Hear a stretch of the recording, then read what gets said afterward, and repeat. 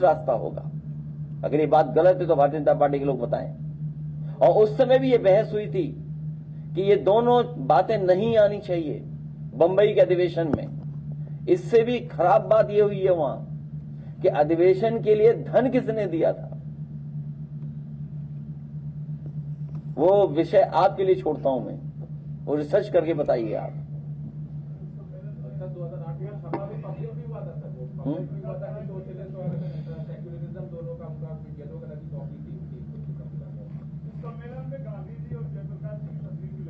ठीक है, मैं सहमत हूं आपसे, ठीक कह रहे हैं आप। हाँ,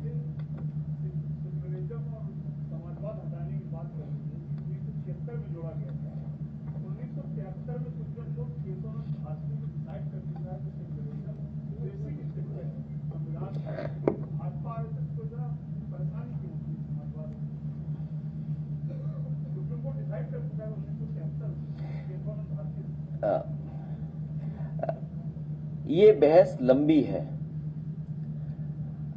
लोकतंत्र, डेमोक्रेसी को स्ट्रेंथन करने के लिए, जहां डेमोक्रेसी को स्ट्रेंथन करने के लिए हमें जरूरत पड़ती है कि जब आप ये कहते हैं कि हम डेमोक्रेसी में सबको अधिकार देना चाहते हैं, सबको बराबर के लिए देना चाहते हैं, तो डेमोक्रेसी को और एक्सप्लेन किया है सेकुलरिज्म ने और सोशलिज्म ने। सेकुलरिज्म हमें इक्वलिटी इन रिलीजन बताता है और डिफाइन कर दे रहा है, और सोशलिज्म हमें इक्वलिटी लाता है समाज की कैसे एकता हो, तो वो आरक्षण की बात होती है उसमें। ये आरक्षण के खिलाफ है, ये भाईचारे के खिलाफ है, ये हमारे आपके सबकी एकता के खिलाफ है। इसलिए ये एंटी सेकुलर है। सेकुलरिज्म इसलिए नहीं पसंद इनको, और आरक्षण का सीधा सीधा हमला नहीं कर सकते लोग, इसलिए सोशलिज्म का रास्ता अपनाते हैं। और कैपिटलिस्ट जब होगी देश, तो हमारे गरीबों को कुछ मिलने वाला नहीं है।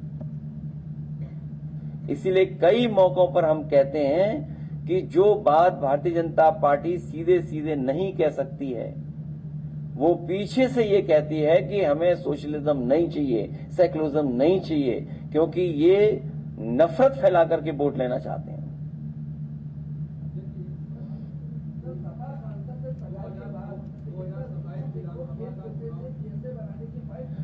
मैं आपसे जानना चाहता हूं कि गोरखपुर का इतना महत्वपूर्ण मसला है जहां पर व्यापारियों की जमीनें छीनी जा रही हैं, अपने लोगों को लाभ पहुंचाया जा रहा है, जब मुख्यमंत्री जी अपने ही क्षेत्र में जहां से चुने गए हैं या अपने ही गृह जनपद के लोगों को न्याय नहीं दिला सकते, तो उत्तर प्रदेश जनता को कौन सा न्याय मिलेगा?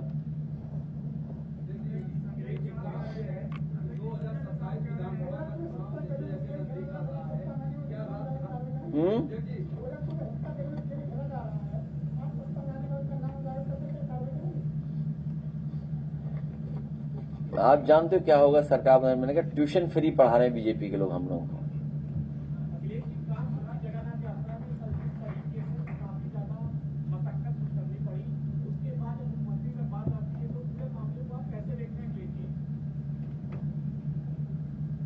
किस चीज को? वहां क्यों जा रहे हो? उन्नाव में देखो आप क्या हुआ। उन्नाव में सुनने में आया घटनाएं बहुत हुई हैं, तो लॉ एंड ऑर्डर क्या है? जब धार्मिक यात्राओं को भी सुरक्षा नहीं दे पा रही सरकार,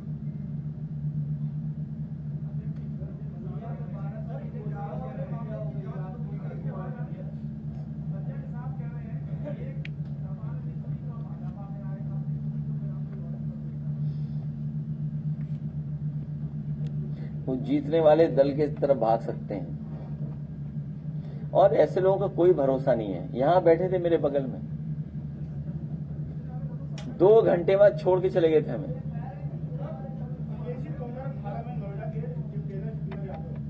साथ जो घटना घटी उसके बाद से वहाँ के तत्कालीन केंद्रीय मंत्री थी महेश शर्मा, उन्होंने आश्वासन दिया कि आपकी पत्नी को सरकारी नौकरी मिलेगी, मुआवजा मिलेगा, सब कुछ मिलेगा, आपका इलाज कराया जाएगा जब तक आप स्वस्थ नहीं हो जाते हैं। 8 साल के दिन हो गए, वो जो 104 तो 500 का बेटा अपने पैर में उठा था,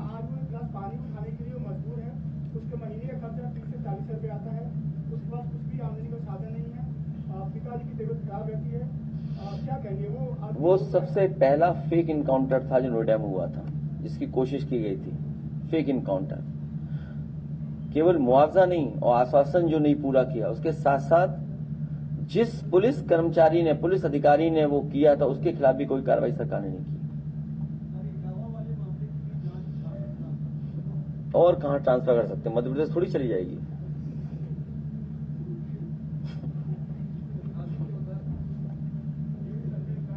उसमें भारतीय जनता पार्टी और आरएसएस के लोगों ने जाकर के उस घर परिवार के लोगों को बिगाड़ा है।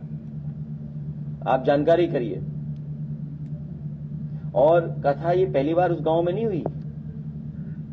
पहले भी जिन्होंने कथा की थी वो किस जाति के थे, अगर ये सवाल उठता है तो।